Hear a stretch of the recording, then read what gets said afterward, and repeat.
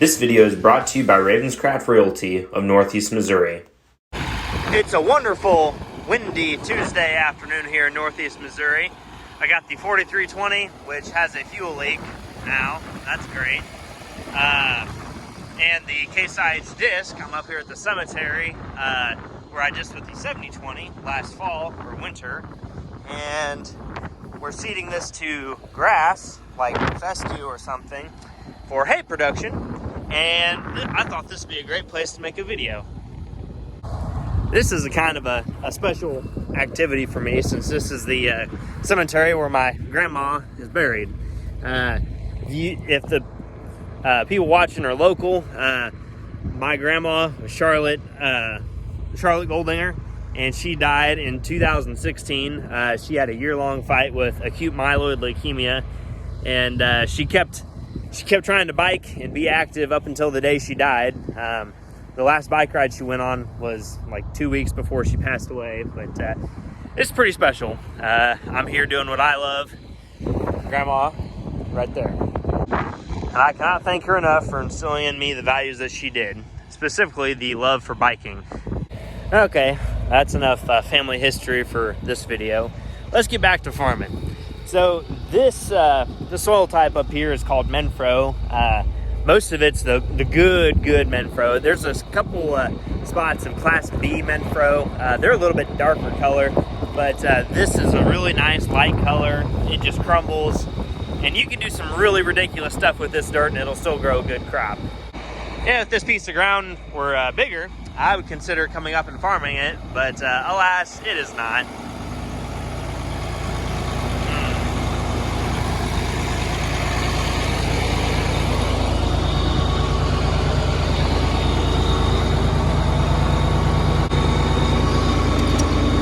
I've been running in fourth. I could run faster, but my water would get too hot too quick.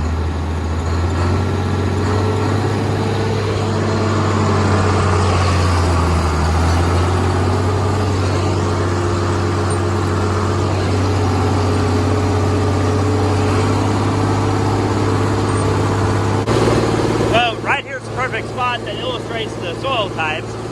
That's the Class B Menfro. Down there, that is Class A.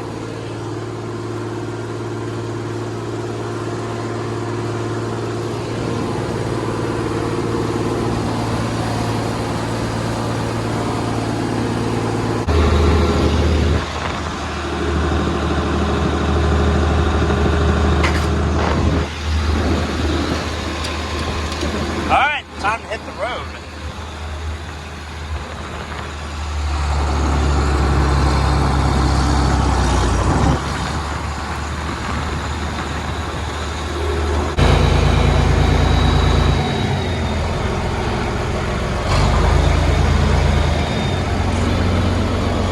I just love the sound that the turbo on this makes, but I don't know that it quite sounds as good as the 4020, just not sure. So some of the things that people don't tell you about on open station tractors, there's two things that most people like to skip. The heat that comes from the engine and the dust, like all the dust on my face right now and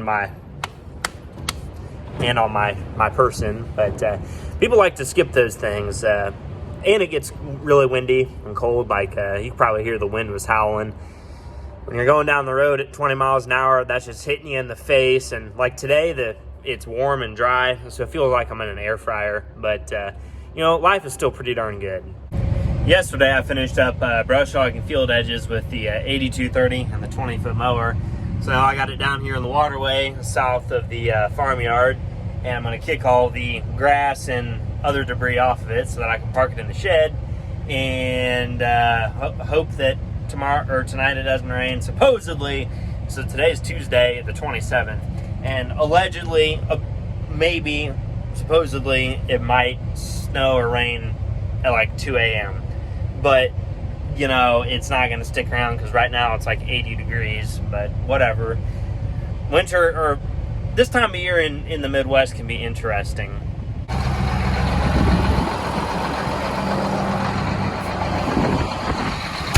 This is a nice tractor. Really, really like it. Totally did not get it stuck. So 2 days ago, I hooked up the field cultivator to the 7020, or 7520, I should say. And I got it mostly adjusted yesterday, and I need to finish that job today. The one wing goes deeper than the other, and I just got to do some turning, and hopefully that'll do it.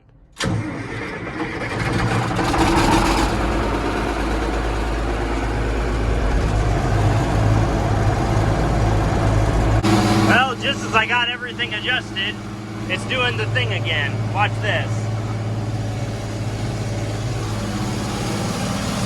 It'll do it, I promise. It'll start bellowing smoke. I hope I'm wrong. Now it's doing it. Yeah, that's not good.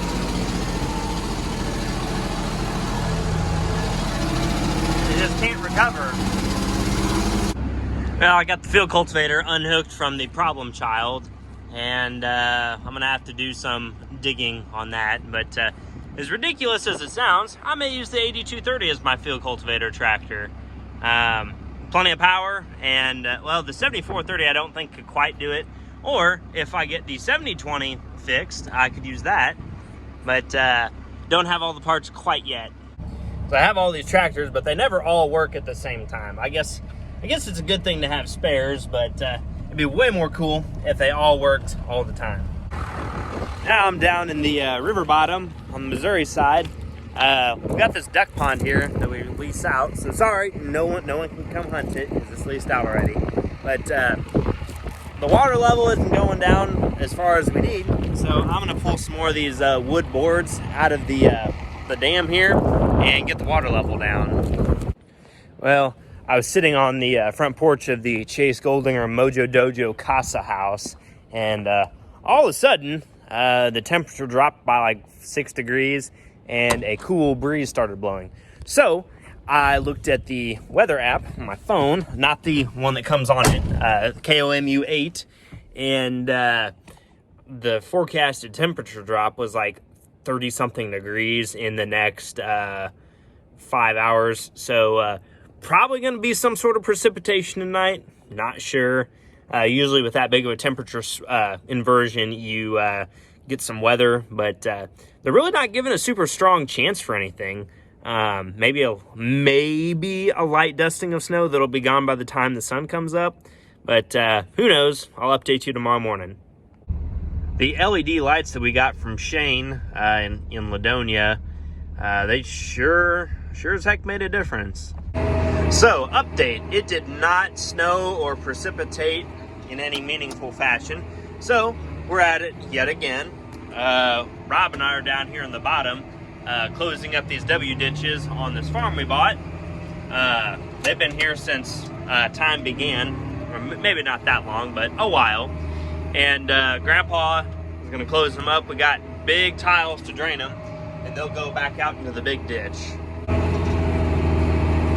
Now, there's a lot of iron moving at the moment. I'm in the 8400 with the blade, pushing the dirt into the ditch right behind Rob.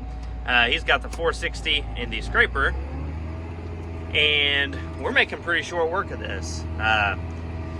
8400 is not quite a bulldozer, but it's pretty close. So Rob has been bringing a scraper load of dirt over here at a time and spreading it out evenly across the length of the ditch, and I have been coming along with the blade and then rolling it into the ditch. And the birds seem to be quite interested in whatever we're doing. So I'm back down here in the bottom. It's right at about 6 o'clock. Two of the hoses on the blade here decided that they didn't want to really party anymore. So I'm putting those back together, and then I'm not actually going back home. I am going to start staying in my own house tonight, so we'll see how that goes. I currently don't have any food or a mattress, so it's going to be a little Spartan for probably a couple weeks, but it's okay. I'll survive. So this morning, I took the 8400 and the blade, and I pushed some trees out of other fields, and then Dad called me and was like, hey, the airport's really rough, like really rough from the disc. And I'm like, no, there's no way. And I came out here and looked at it and thought, yeah, I think he's right. So now I have the 9520RX and the John Deere vertical tillage tool, or vertical tillage tool. We'll just call it the tool. So I've got this thing here, and I'm knocking down everything from the disc. And you know, as much as I hate to admit it, this thing rocks. Chris, you were right. Yeah, and I just should have used this instead of the disc. But I had fun with the disc, and I got to play with my old tractors and hate my life for a little bit. Not too long though.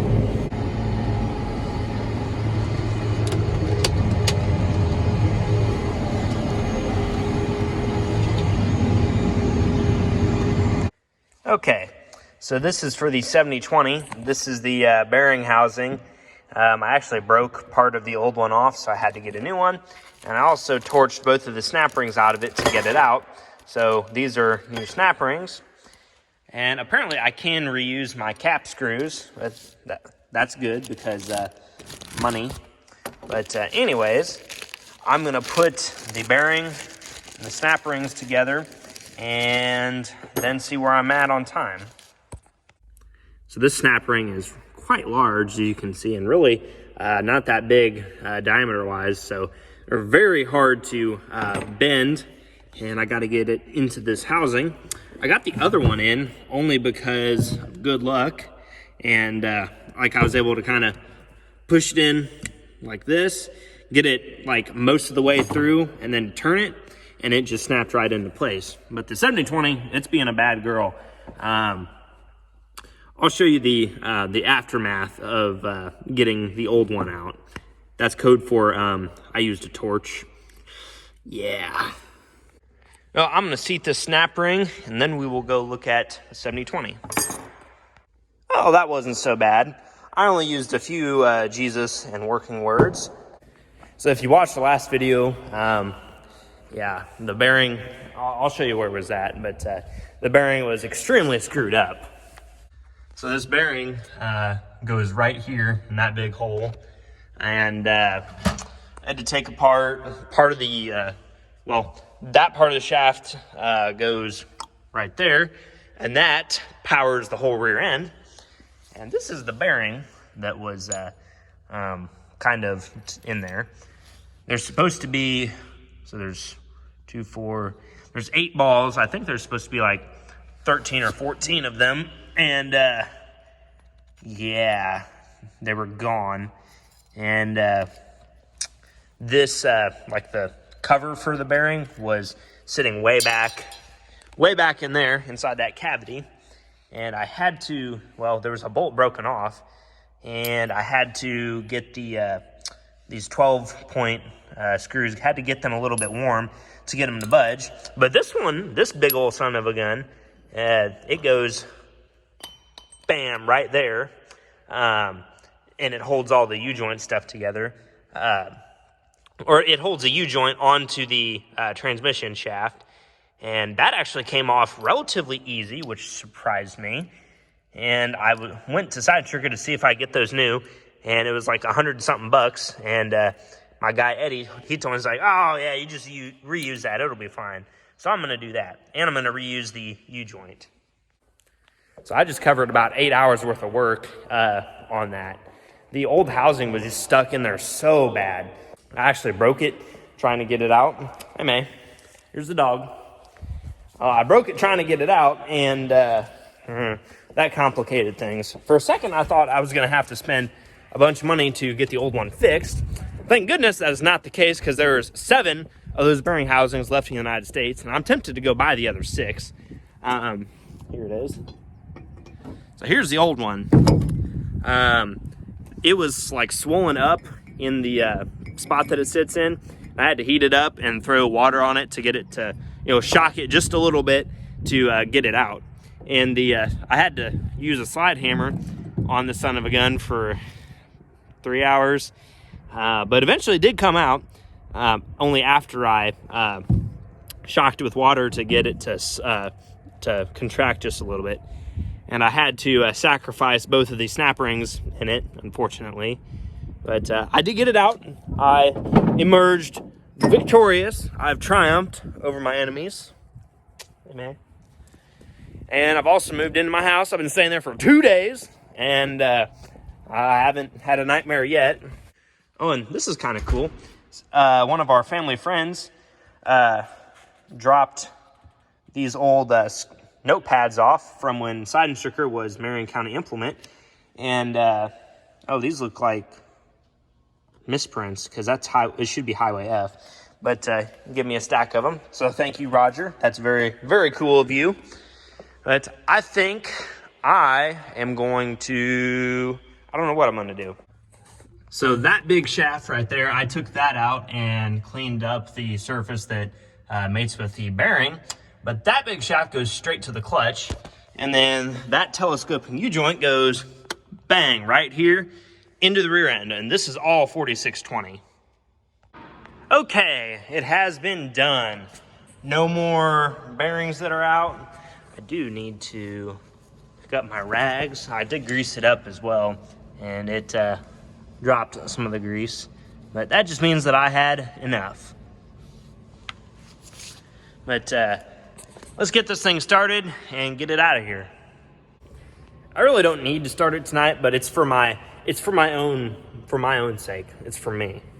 I added a couple more lights, 2 more up here in the front, and then some along the side. This thing is so quiet now. Yeah, I should have done that a long time ago.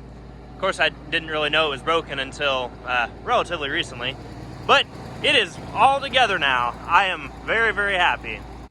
So I'm presently inside the dryer, which is right next to my house, and Dad told me to come and go in here and put this tarp over the burner. There's a spark plug right above my head, right here. And that's what actually ignites the LP gas that we use, or not LP, natural gas that we use to dry our corn. And it's a Meyer 2,000 bushel per hour dryer. Yeah, I'm inside of it. There's birds around, not in the dryer, but they are here. But yeah, that's where the piping for the gas comes in. I got some tarp straps kind of holding it all together, but kind of precariously situated up here, about 10 feet to the maybe 15 feet down to the concrete. I was up in there to put the tarp over top of the burner, but now it's done. So this is our what I call our drying setup, and it's right in the bottom. And guess how far away it is from my house? It's right there. And that was kind of the idea of me living here, is that oh hey, Chase can go check on the dryer or check on things in the bottom, which is right there. We farm like 2,500 acres, bam, right here in this floodplain. So this house is pretty conveniently located. This house has something that I like quite a bit, which is a proper front porch and a screen door. It's my living room, my recliner. What a view. It's Monday morning. All of us are here on the bottom. We are pushing dirt, pulling dirt, digging dirt, all of the above. Rob's gonna put in a 10-inch line right there so that we can close up this kind of ditch that we have to drive through. It just drains water. Nothing really erodes out of it. It just takes water from the middle of the field and gets it into the big ditch. But we're gonna lay that 60-foot long piece of pipe in it so that we don't have to bounce over it. I am on my way to grade some spoil dirt and some other areas where we had packed a bunch of dirt down and just kind of level it out so that it's not so rough when we work it. So Rob ran into this old clay tile. You can kind of see the outline of it right there, but not in there very deep. Oh, now this is fun. Trying to grade gumbo. I mean, this stuff is still so, oh my gosh, it's so wet. It's like mud. It smells like an old pond or like fish over here.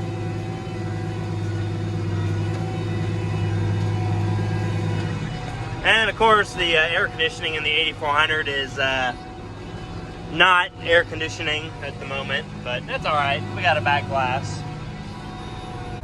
Now I'm back on the airport farm and doing my favorite thing to do after cleaning up a farm, which is pick up sticks and rocks. I've got at least one bed full of rocks, if not more, probably more. And yeah, I mean, it's not so bad. I get to drive the pickup around the field and pick up sticks like that one right there. And there's some rocks out here too, but it's not so bad. Just gives me a little workout and get some vitamin D that you get from the sun. I don't know. I'm a farmer, not a doctor. I've got this spot. This is where the giant locust tree was. That one right there. That one was standing, bam, right here in the middle of the field. No more. I have again been summoned to the bottom because Rob needs the hole saw for cutting holes in the new tile that we're putting in. Got the laser and everything set up. He's just grading it out. I think it's a little loose. Yep.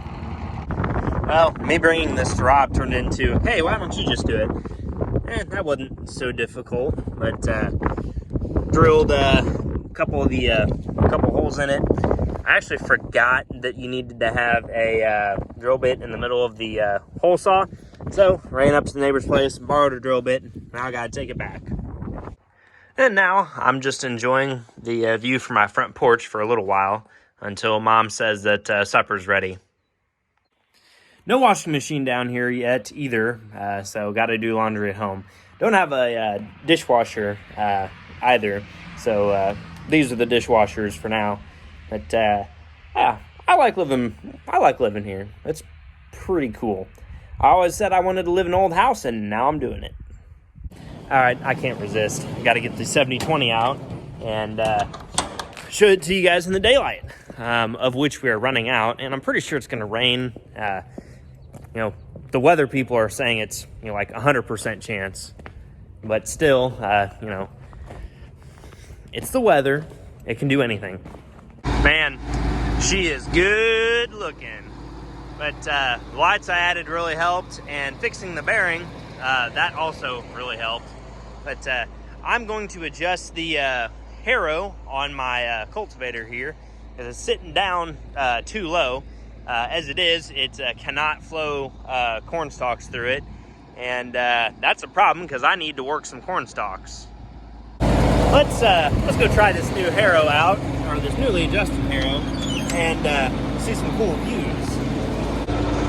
Can't forget to turn my fan on because this tractor is cool enough to have one. In fourth gear.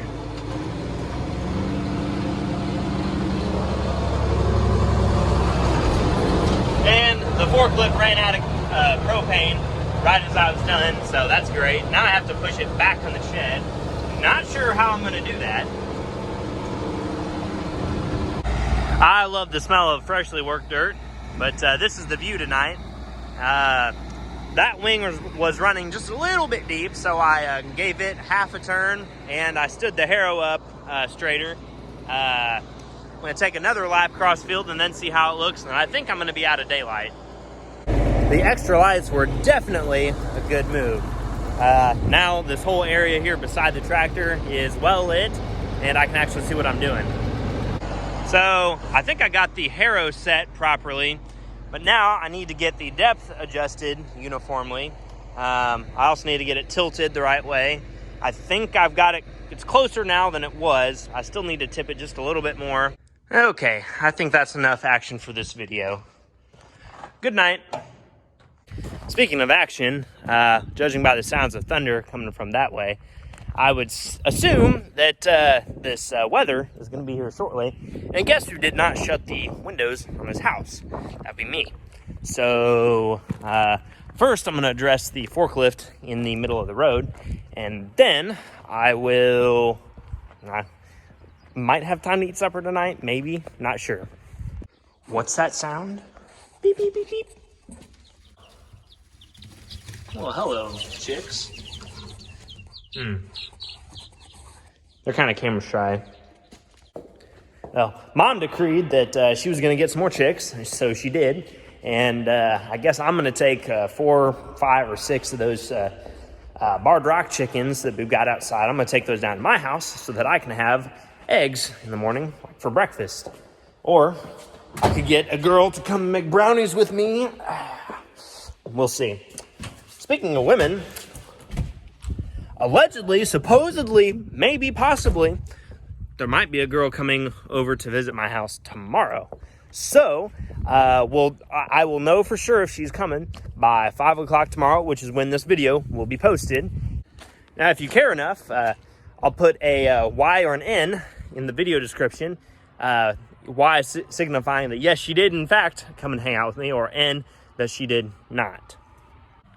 All right, I think I'm going to go ahead and close out the video and get this edited, downloaded, and then uploaded to YouTube for you all to enjoy. So with that said, thanks for watching, everybody, and I hope to see you guys on the next one. So take care.